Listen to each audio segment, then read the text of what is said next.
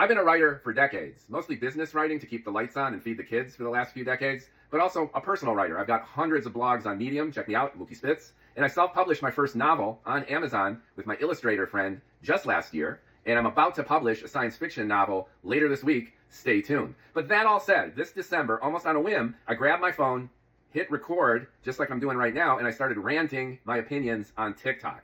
And it's been an absolutely astonishing experience. People seem to dig it. A few of my videos went viral, and I've learned an awful lot about social media, about video, about compressing my ideas, which are usually long-form prose, into tight little 1, 2, 3 minute video rants like this one.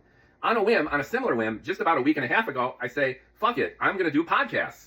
Why not? So I download a bunch of software, I learned the basics, and I've already got about 10 podcasts on Spotify, and I'm going to branch that out to Apple and whatever. And I've learned a lot about that too.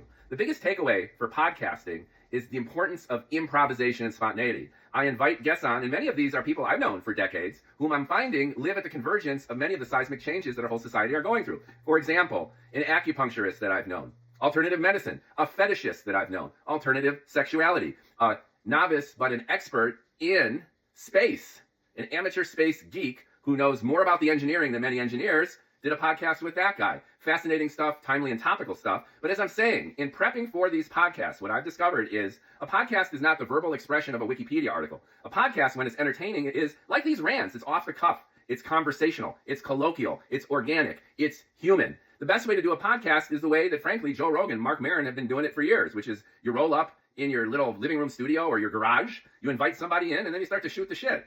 And out of that improvisational experience, of course, you're going to talk about the things that are important to you. Of course, with a little bit of top-line planning, you lead the interviewee into subjects that are potentially controversial or timely or an expression of that person's expertise, the specialness that they bring, the insights that they can share to make the conversation interesting for the listener. So in summary, just in the past few months, by experimenting with technology, which has made it just so easy to throw your shit out there in all the forms, in video, in audio, on TikTok, on Instagram and YouTube, on Spotify, soon to be on Apple Podcasts, and everywhere where you can download and listen.